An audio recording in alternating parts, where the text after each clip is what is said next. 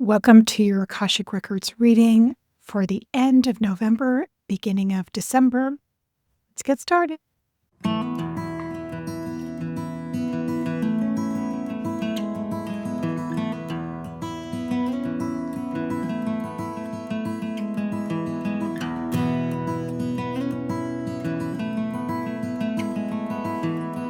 Welcome to my channel. If you're new, my name is Carrie. I am a medium, Akashic Records reader, and spiritual mentor.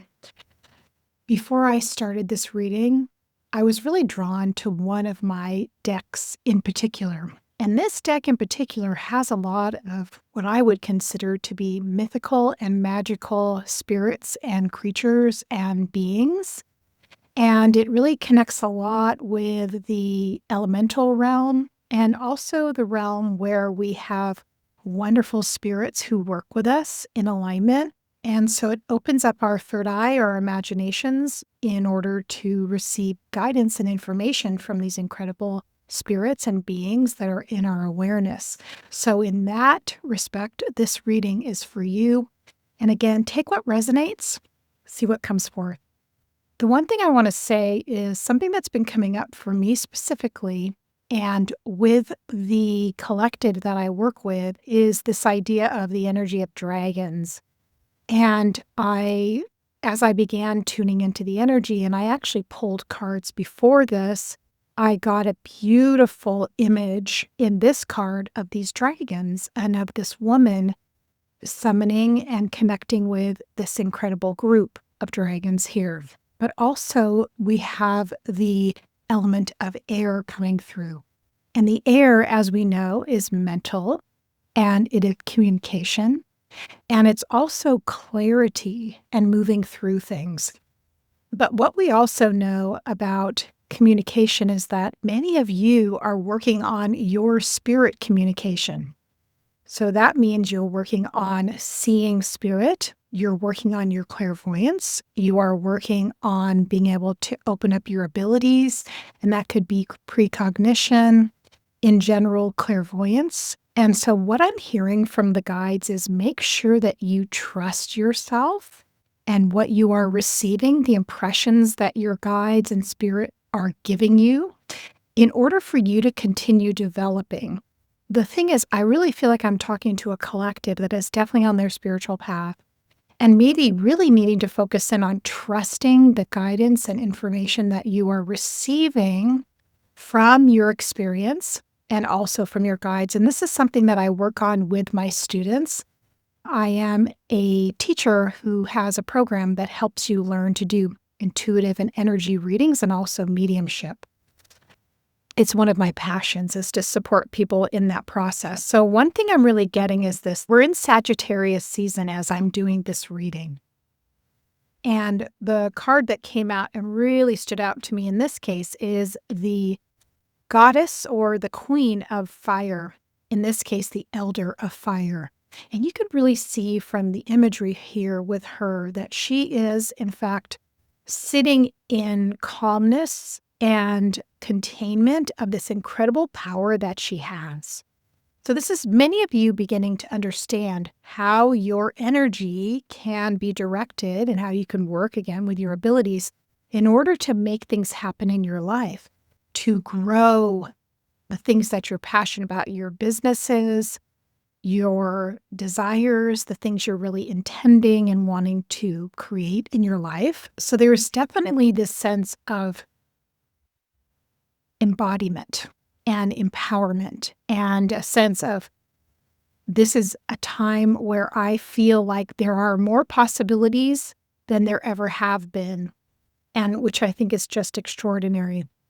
The one thing is what the fire is in stark contrast with is the element of air. And this is, of course, coming out of these earlier seasons of Libra from a month or so ago, but also moving into this place of not overthinking things, of really learning to trust what you're getting, what you're receiving, and acting on it.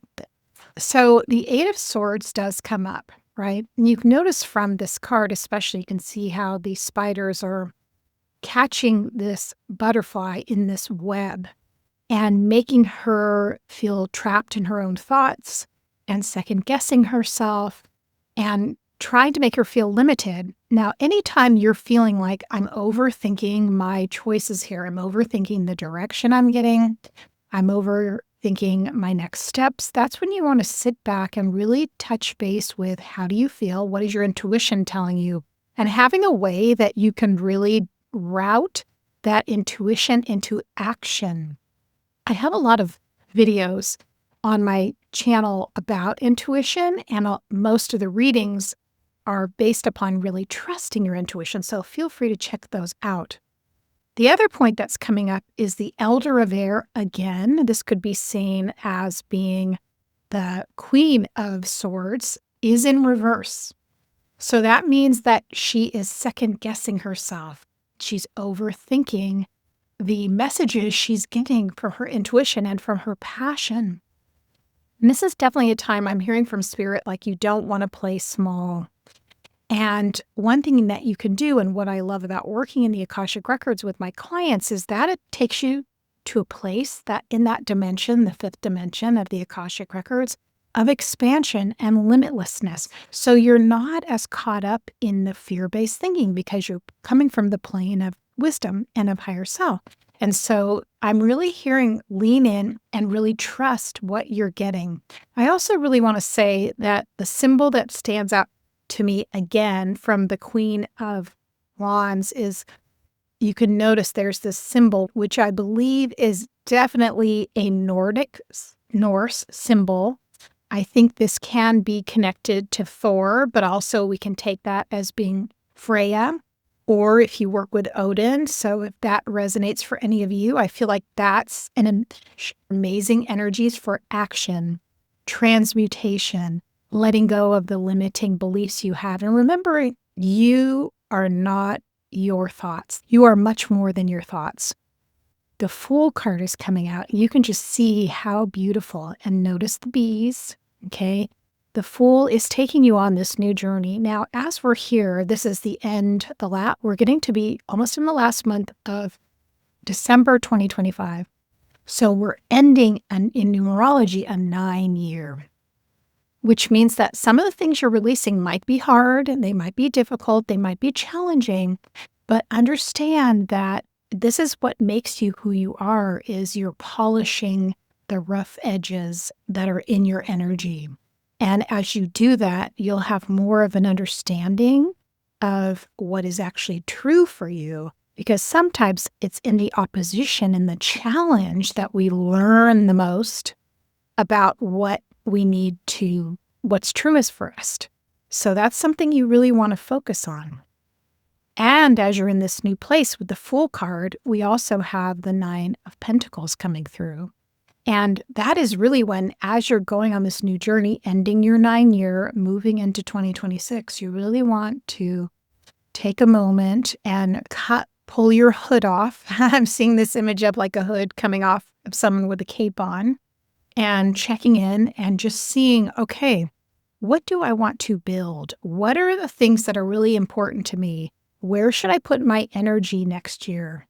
And there needs to be a sense of prioritizing those things. I think that would be helpful. So if you're wanting to balance out your life in different areas, you can't put all your eggs in one basket. That's what I'm hearing. So you want to make sure to know that multiple baskets don't always get you the results you want. Sometimes you need to let go of some of those containers of the places you're putting your energy and coming into more of a space of understanding.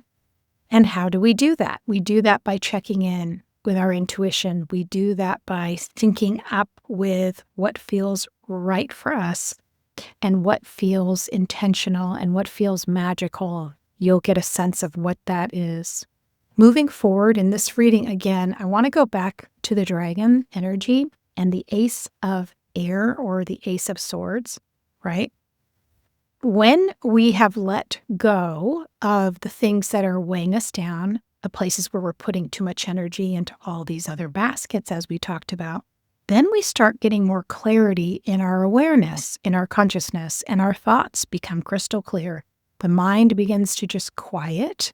we come into a semblance with what steps we need to take and what should be prioritized. That's very important. And remember that our helpers in the spirit world and energetically can be there to support us.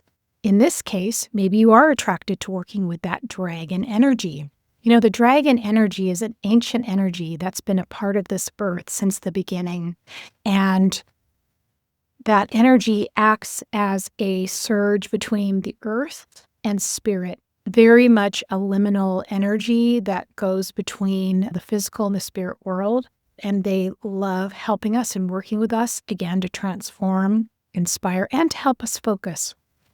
So very important things you want to think about. And then also, what are we getting here? Again, the Judgment card is coming up for clarity. Now, you'll see this skeleton here, right? And this woman here laying on this beautiful valley floor. But notice all these arrows have come into her physical body. And then she's transcending. That's a pretty dramatic image. But what we can know about that specifically is that when we're in the Judgment card, we are literally shedding those things that used to be our identity, where we used to invest our time and energy, and where we used to feel alignment with at one time.